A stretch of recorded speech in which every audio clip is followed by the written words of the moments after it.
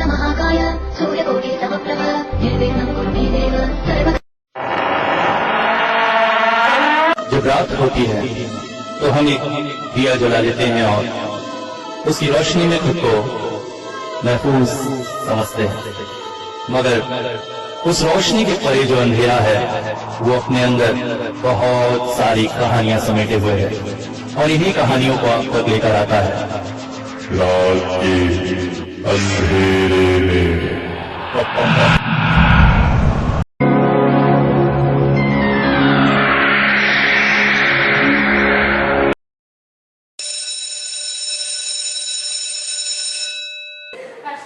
Madam, आपको Veena madam ने अंदर बुलाया है।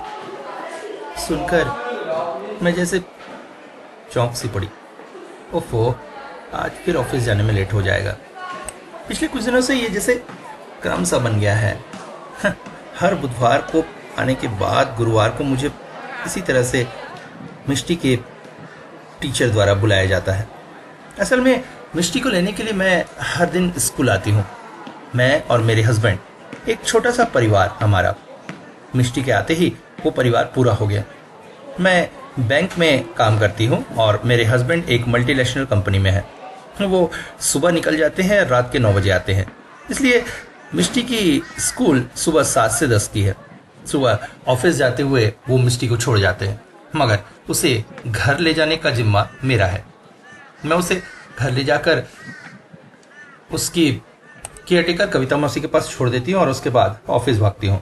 मगर इस चक्कर में अक्सर ऑफिस में लेट होते जा रहा है और जिस बात को लेकर मुझे बहुत परेशानी हो रही है। पहले मैं बैंक के हेड ब्रांच में थी, मगर जब मिष्टी हुई तब मैटरनिटी लीव में आना पड़ा और इसी दौरान कुछ कलीग्स ने फांदा लगाकर मेरा ट्रांसफर करवा दिया इस ब्रांच में। ये ब्रांच मेरे घर से ऐसे ही दूर पड़ता है, ऊपर से मिष्टी को स्कूल से घर ले जाने का काम, और आजकल जो हो रहा है वो तो और परेशानीदायक है। वैसे खास कुछ परेशानी नहीं थी। मिष्टी को जब इस स्कूल में भर्ती किया था तो घर के पास होने की वजह से ज़्यादा प्रॉब्लम नहीं थी। मैं उसे घर छोड़कर ऑफिस निकल जाती थी। मगर प्रॉब्लम शुरू हुई जब मिष्टी पहुंची क्लास 1 में। उसकी हर बुधवार को ड्राइंग की क्लास होती है और ड्राइंग की क्लास में मैडम जब भी कुछ काम देती है, मिष्टी बस आंखें तरेर कर देखते रहती है और उसकी कॉपी खाली ही रहती है। घर पर मैंने लाख कोशिश की उसे बैठाकर समझाने की, करवाने की, ले देकर कुछ न कुछ ड्राइंग वो बना लेती है, मगर क्लास में कभी भी ड्राइंग नहीं बनाती है। हालांकि मिष्टी ड्राइंग में बहुत कच्ची है। इस उम्र के बच्चे कम से कम कुछ फल, पत्तियां, फूल कुछ तो ड्रॉ कर लेते हैं, मगर वो तो कुछ भी ड्रॉ करना ही नहीं चाहती है। जैसे जैसे ड्राइंग से उसे चिढ़ ही हो। एक बार ऐसे ही उसे मैं डांट रही थी, तब उसके पिता को लगा कि शायद मैं ज्यादा ही डांट रही हूँ, इसलिए उन्होंने बात को संभालते हुए कहा, अरे छोड़ो भी, उसे आइडिया नहीं आ रहा होगा इसीलिए नहीं बना रही होगी, बाद में बना लेगी। बस मेरी खूंखार मिष्टी ने इसे ही पकड़ लिया। अब जब भी उसे ड्राइंग करने का मन नहीं करता, वो कहती है, माँ आइडिया नहीं आ रहा, क्या बनाऊं? बस यहीं से कहानी शुरू हो गई। हर बुधवार को क्लास में मैडम के पास कोरी कॉपी जमा करती और मैडम मुझे बुलाकर 2-4 बातें सुना देती कि मैं उस पर ज्यादा ध्यान नहीं दे रही हूं।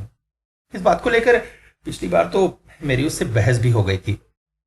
आज जब मैडम ने दोबारा मुझे बुलाया, मैं जरा चौंक गई। मैं नहीं चाहती थी कि फिर से किसी बहस में पड़ूं, और वैसे भी ऑफिस के लिए लेट हो रहा था। और मिष्टी को तो कुछ बोलने का मतलब नहीं। उसे अगर मैं कहूंगी तो कहेगी, मम्मी आइडिया नहीं आ रहा था। बस कहानी खत्म। मगर जैसे ही मैं टीचर्स रूम में पहुंची, मैं चौंक पड़ी। आज वीना मैडम के चेहरे पर मुस्कुराहट थी। उन्होंने मुझे बैठाते हुए कहा, आज मिष्टी ने पहली बार एक ड्राइंग बनाई है। मैं चौंक पड़ी। मिष्टी ड्राइंग भी बनाती है?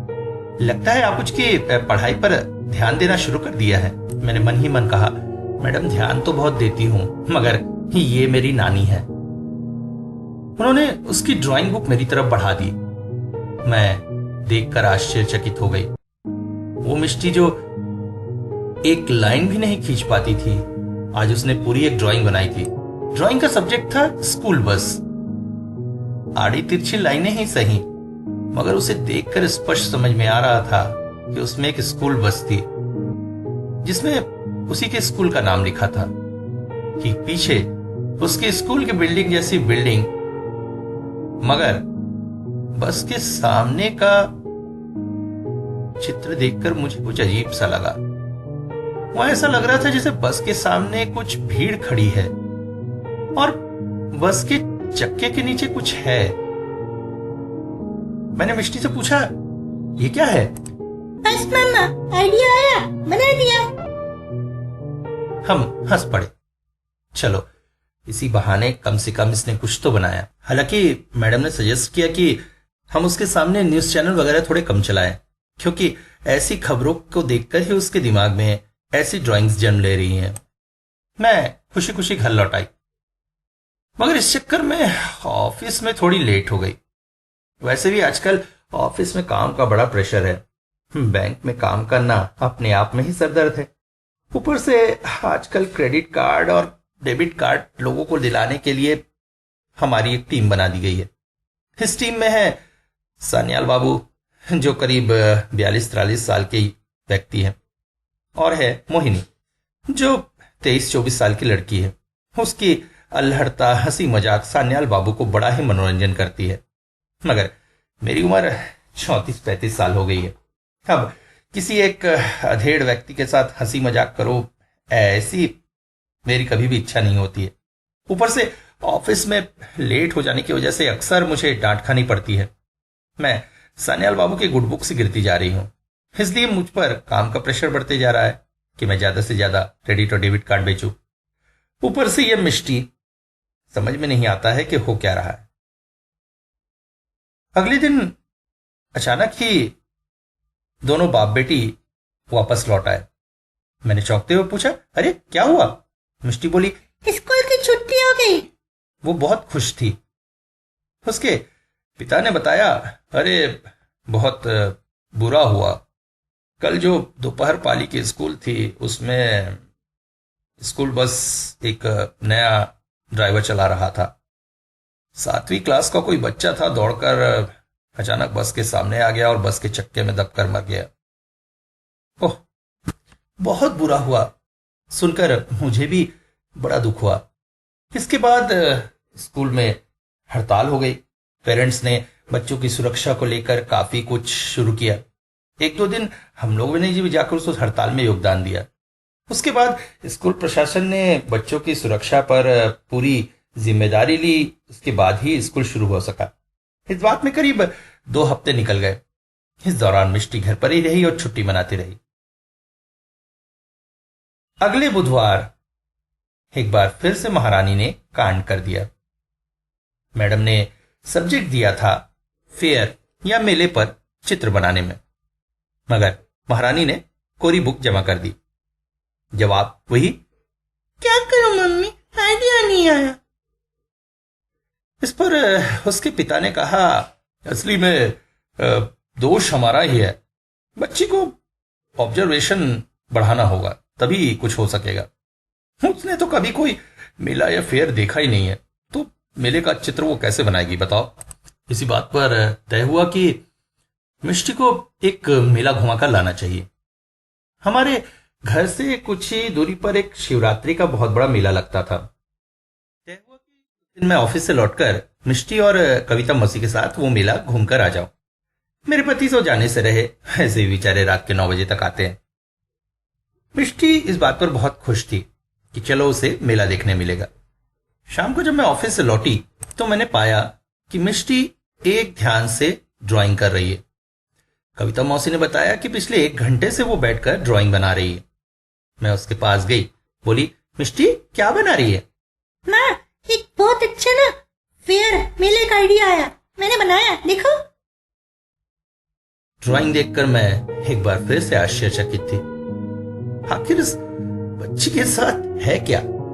कभी तो आइडिया नहीं आया कहकर कोरी बुक जमा करती है और कभी इतनी सुंदर ड्राइंग बनाती है। ड्राइंग काफी हद तक एक मेले का ही था। स्केचिंग में लग रहा था बहुत सारे लोग, कुछ दुकानें और एक बड़ी सी जाइंट व्हील, वही मैरीगो राउंड झूला। मगर झूला थोड़ा सा टेढ़ा क्यों लग रहा था? मैंने मिष्टी से कहा, मिष्टी ये झूला ऐसा टेढ़ा क्यों है? इसे सीधा लगाओ, तभी तो ये सीधा घूमेगा। नहीं मम्मी, ये झूला ऐसी ही है, इसका कुछ रीजन है, वो तुम नहीं समझोगी। अब दादी अम्मा से कौन बहस करता, बस उसे जल्दी से तैयार करके हम लोग मेले के लिए निकल पड़े। मगर मेले के पास पहुंचते ही मैं चौंक पड़ी।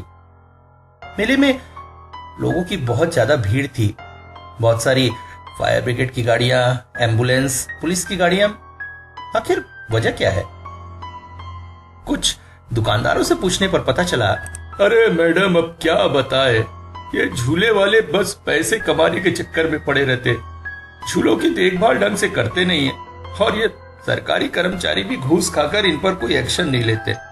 वो जो जाइंट व्हील था ना, उसकी कपलिंग टूट गई थी, वो एक तरफ से खुलकर लटक गया, बहुत सारे लोग घायल हुए हैं, बड़ा भयानक हादसा हो गया है। मैं सुनकर चौंक पड़ी। अचानक ही मैंने भीड़ से थोड़ा सा निकलकर उस जाइंट व्हील की तरफ देखा। आश्चर्य, वो ठीक अपनी धुरी पर वैसा ही टेढ़ा था जैसे मिष्टी ने अपनी ड्राइंग में बनाया था। इसका क्या मतलब हो सकता है? मैं थोड़ा सा डर गई, और यही डर मैंने अपने पति पर भी जाहिर किया। उन्होंने कहा, अरे ये सब बच्चों के दिमाग की बातें हैं, हम नहीं समझ सकते। एक काम करते हैं, मिष्टी को किसी अच्छे ड्राइंग टीचर के पास लगा देते हैं, वहां जाएगी, प्रॉपर सीखेगी। उनका ये सजेशन मुझे बड़ा अच्छा लगा। उसकी क्लास टीचर से बात की गई तो उन्होंने एक अपनी फ्रेंड का रेफरेंस दिया। वो एक पेशेवर पेंटर थी, काफी नाम था उनका, बहुत से एग्जीबिशंस में उनके ड्राइंग्स लगते रहते थे। मगर उससे ज्यादा फेमस थी बच्चों को ड्राइंग पढ़ाने में। बड़े प्यार से और बड़े ही शातिराना तरीके से वो बच्चों को ड्राइंग में पारंगत बना देती थी। मैंने उनसे अपॉइंटमेंट लेकर उनसे मिलने गई। मिष्टी को देखते ही उसके गालों को छूकर उन्होंने कहा, तो ड्राइंग सीखना है बेबी को, ठीक है, चलो आज से ही हम ड्राइंग शुरू करते हैं। उसने मिष्टी की कॉपी लेकर एक ड्राइंग बना दी, एक खेल का मैदान जिसमें कुछ बच्चे खेल रहे हैं। मैं देखकर आश्चर्यचकित हो गई, कितनी आसानी से उन्होंने ये ड्राइंग बना दी थी। कोई भी बच्चा इसे देखकर बड़ी ही आसानी से उसकी कॉपी कर सकता था। मिष्टी को उन्होंने कहा, चलो उधर बैठकर तुम बनाओ। उसके बाद चाय आई, मैं और वो बातें करने में मशगूल हो गए। मिष्टी भी बड़े ध्यान से ड्राइंग बना रही थी। तभी मेरी नजर अचानक वॉल पर लगे हुए एक बड़े से जहाज के फोटो पर पड़ी, जिस पर एक आदमी भी था। मैंने उनसे पूछा, ये जहाज? हाँ, असली में मेरे हस्बैंड मर्चेंट नेवी में है, 6 महीने समुद्र में रहते हैं, 6 महीने यहां। ये उन्हीं की फोटो है। तभी पास ही रखी एक शादी की फोटो में मैंने दोनों की जोड़ी देखी। अचानक ही मिष्टी उठकर आई। आइडिया आ गया था, मैंने ड्राइंग बना लिया, मगर मुझे उस जहाज की फोटो बनानी है। ठीक है मिष्टी, चलो घर चलते हैं, घर चलकर बनाना, कहकर हम दोनों ने उसकी बनाई हुई ड्राइंग देखी। देखकर हम आश्चर्यचकित हो गए। खेल का मैदान तो था, मगर बहुत सारे बच्चे नहीं, एक अकेली बच्ची थी, और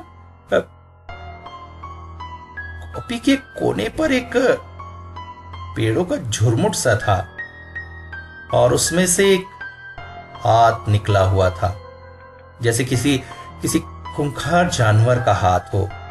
उस हाथ को देखकर वो बच्ची डरी सहमी सी खड़ी थी, और उस हाथ में एक टैटू बना था, त्रिशूल का टैटू। मिष्टी की ड्राइंग को देखकर उसकी मैडम भी आश्चर्यचकित हो गई। आप लोग कहते हैं इसे ड्राइंग करना नहीं आता, मगर इतनी छोटी उम्र की बच्ची, इतनी गहरी सोच की ड्राइंग। वाह, इसे अगर सही ढंग से प्रशिक्षित किया जाए तो ये तो बड़े होकर कमाल कर सकती है। अब मैं इसकी ये ड्राइंग बुक रखना चाहूंगी। मेरे कुछ और एक्सपर्ट फ्रेंड्स हैं, मैं उन्हें दिखाना चाहूंगी। उसकी मैडम ने जोर देते हुए ड्राइंग बुक अपने पास रख लिया, मगर अचानक ही मिष्टी चीख पड़ी, नहीं नहीं, आप ये बुक मत लीजिए। मुझे एक आइडिया आया है। मुझे जहाज की फोटो बनानी है, इम्पोर्टेंटली बनानी है। अरे कोई बात नहीं, मैडम दिखा ले, उसके बाद जब बुक वापस करेंगी तो तुम बना लेना। नहीं नहीं, आइडिया जब आता है तभी बनानी होती है, नहीं तो नहीं बना सकते। मुझे बुक चाहिए, मुझे बुक चाहिए। मिष्टी बहुत ही अड़ गई, मगर उसकी मैडम न जाने उस फोटो में ऐसा क्या देख लिया था कि वो उस बुक को रखना चाहती थी। अंततः बड़ी चतुराई से उन्होंने एक सलूशन निकाला। उन्होंने मिस्टी की वो ड्राइंग वाला पन्ना फाड़ कर रख लिया और बुक मिस्टी को लौटा दी। हम दोनों ने मैडम से विदाई ली और हम घर आ गए। घर आते ही मिष्टी अपनी ड्राइंग बुक लेकर सोफे पर बैठ गई। रात के 9 बजने वाले थे, मगर मेरे पति अभी तक ऑफिस से नहीं आए थे। मैंने कविता मौसी से पूछा, मौसी ये नहीं आए क्या? साहब तो आए थे, फिर निकले हैं। कहाँ? अरे बीबी जी क्या बताऊं, पास के ब्लॉक में जो हमीद अंसारी जी रहते हैं उनके साथ बड़ी दुखद घटना हो गई। क्या? हाँ, आज शाम को उधर के जो मैदान है वहां सारे बच्चे खेल रहे थे। खेलते खेलते उनकी बेटी उस ओर चली गई जिधर सुनसान सा है और वहां से गायब हो गई थी। काफी खोजबीन की गई मगर नहीं मिली और फिर पुलिस ने तलाश करते हुए उधर के जंगलों के अंदर से बच्ची की लाश मिली। किसी दरिंदे ने बच्ची के साथ बहुत गलत काम किया था और फिर उसका गला दबाकर मार डाला है। मैं सुनकर आश्चर्यचकित हो गई। उफ, ऐसे जानवर हमारे समाज में कैसे रहते हैं? मैंने कविता मौसी से कहा, मैं उनसे मिलकर आती हूं। कहते हुए मैं अंसारी जी के घर की ओर चल पड़ी। उनकी 10 साल की ही तो बेटी थी, दिखने में हालांकि रियो जैसी सुंदर और प्यारी, मगर कौन है वो पशु दरिंदा जिसने ऐसी खिलौनी हरकत की है? इन सब बातों को सोचकर तो आजकल बेटियों के माँ बाप कांप से उठते हैं। अंसारी जी के घर में जैसे जैसे कोहराम मचा हुआ था। उनकी पत्नी जमीन पर लोट लोट कर रो रही थी।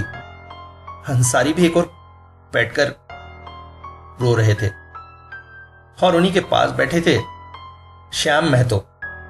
श्याम महतो हमारी कॉलोनी में काफी फेमस थे। मैदान के पास ही उनकी चाय की दुकान थी, बहुत अच्छी चाय बनाते। मैं और मेरे पति अक्सर वहां चाय पीने जाते थे। इसके अलावा कॉलोनी के सभी लोगों के दुख सुख में वो हमेशा मदद करते थे। कॉलोनी के बच्चों को भी बहुत प्यार करते थे और अक्सर उनमें चॉकलेट वगैरह बांटा करते थे। इस वक्त वो भी बेतहाशा रो रहे थे। अरे मेरी बच्ची, काश आज मैंने जल्दी दुकान न बंद की होती तो मैं देख लेता। कितनी प्यारी बच्ची थी। इस मातम भरे माहौल को मैं सह नहीं पा रही थी, मगर बार बार न जाने क्यों मेरा ध्यान जा रहा था मिष्टी के बनाए उस ड्राइंग पर। खेल का मैदान, अकेली बच्ची, झाड़ से एक पशु का हाथ। मगर तभी जैसे मेरे दिमाग में बिजली सी कौंध गई। त्रिशूल का टैटू, वो टैटू मैंने कहीं देखा है मैंने। और तभी मेरी नजर दोबारा पड़ी महतो के हाथ पर, जिससे वो अंसारी जी के कंधे को सहारा दे रहा था। मैं जैसे 440 वोल्ट के झटके से गुजरी। यही तो टैटू की आकृति है जो मिष्टी ने उस जानवर के हाथ में बनाई थी। तो क्या? मैंने तुरंत ही अपने पति को बुलाकर बाहर लाया। मेरी बातें सुनकर वो बोला, अरे कैसी बात कर रही हो? एक बच्ची की बनाई ड्राइंग पर हम किसी पर इल्जाम लगा दे, पुलिस को ये कह दे कि ये आदमी ने रेप किया है, क्योंकि हमारी बच्ची ने एक ड्राइंग पहले से बना ली थी। मगर तब वो बात दब जाने के बाद भी हम दोनों के बीच इस बात को लेकर काफी बहस होती रही। पुलिस में मेरे पति की पहचान थी। अंततः उन्होंने बात को दूसरी तरह से उनके सामने रखा। उन्होंने कहा कि मैं तो कई बार उस बच्ची को लज्जाई नजरों से देखते हुए और उसके साथ गलत हरकत करते हुए देखा है। पुलिस ने भी एक चांस लेते हुए महतो से कड़ी पूछताछ की तो वो टूट गया और उसने स्वीकार कर लिया कि ये घृणित काम उसी ने किया है। मगर इसके साथ ही हम दोनों के मन में एक डर उपजने लगा। मिष्टी का ये ड्राइंग बनाने का आइडिया आखिर है क्या? कैसे उसकी बनाई हर ड्राइंग के आइडिया से कुछ ना कुछ रिलेटेड हमारे जीवन में घट जाता है। क्या वो किसी पारलौकिक शक्ति के संपर्क में है या फिर वो खुद ही कोई पारलौकिक ताकत है? मगर एक क्लास 1 में पढ़ने वाली बच्ची इतना कुछ कैसे कर सकती है? हमें कुछ समझ में नहीं आ रहा था। हमने तय किया कि उसकी ड्राइंग की मैम से बात करेंगे। उन्होंने भी तो उसकी बनाई उस ड्राइंग को रखा हुआ है, तो उससे उन्हें क्या समझ में आ रहा है? मिष्टी की क्लास हर संडे होती थी, इसलिए मेरे लिए आसान था क्योंकि इस संडे को मेरी ऑफिस की छुट्टी होती थी। मगर उस संडे मिष्टी के पापा ने भी ऑफिस से छुट्टी ले ली। वो भी हमारे साथ ड्राइंग क्लास में मैडम से बात करने के लिए जा रहे थे। इस बीच मिष्टी का एक और आइडिया हमारे सामने था। अंसारी के घर से जब हम लौटे तो मिष्टी ने आकर हमें एक ड्राइंग दिखाई। उस ड्राइंग को देखकर भी मैं आश्चर्यचकित हो गई थी। ठीक टाइटैनिक जैसा एक दृश्य उसने बनाया था। एक बड़ा सा जहाज समुद्र में आधा डूबा हुआ, आसपास बहुत से लोग तैर रहे हैं। हालांकि हम लोगों ने इस बात पर उतना ध्यान नहीं दिया क्योंकि कल ही उसने टीवी पर टाइटैनिक देखी थी। दोपहर को मिष्टी को लेकर हम उसके ड्राइंग क्लास के लिए चल पड़े। मगर मैडम के घर पहुंचकर हम चौंक पड़े। मैडम घर में नहीं थी। अरे ऐसा तो वो कभी करती नहीं है। जब क्लास की अपॉइंटमेंट होती है तो वो अवेलेबल रहती है। एटलीस्ट एक खबर तो कर देती, कम से कम हम लोग इतनी दूर नहीं आते। मगर वॉचमैन ने सिर्फ इतना ही बताया था, इसलिए हम उनके फ्लैट तक चले गए। फ्लैट में पहुंचकर उनकी नौकरानी ने जो कुछ बताया वो हमारे लिए बहुत ही आश्चर्यजनक था। उसने बताया कि मैम शहर से ही बाहर गई हुई है क्योंकि उनके पति जिस जहाज में ट्रैवल करके आ रहे थे, समुद्र में अचानक ही वो जहाज डूब गया और उस जहाज में सवार कई लोग तो बचा लिए गए मगर 2-3 लोग लापता हैं, जिनमें से एक मैडम के पति भी है। मैं जैसे अपने आप को संभाल नहीं पा रही थी। मेरे हाथ पांव कांपने लगे थे। मिष्टी की बनाई उस ड्राइंग को याद कर मैं आश्चर्यचकित हो रही थी। करीब 2 हफ्ते तक मैं ऑफिस नहीं गई। उस दिन मुझे सीवियर नर्वस ब्रेकडाउन हुआ था। कुछ दिनों तक हॉस्पिटल में और फिर घर में मेरा इलाज चला। मिष्टी को भी काउंसलिंग दी गई। अब हालात थोड़े से ठीक है। डॉक्टर ने मुझे कहीं घूम कर आने की सलाह दी है। मेरे पति ने ऑफिस से छुट्टी ले ली है। आज हम तीनों गोवा के लिए निकल रहे हैं। अगले 1 हफ्ते गोवा की ट्रिप है। मिष्टी भी बेहद खुश है। हम प्लेन से गोवा जा रहे हैं। इस वक्त प्लेन आसमान में है। मिष्टी खिड़की के पास बैठी हुई बादलों को देखने में मशगूल है। मैं आंखें बंद किए हुए एक म्यूजिक लगाकर सुन रही हूं। मेरे पति पास ही बैठे मैगजीन पढ़ रहे हैं।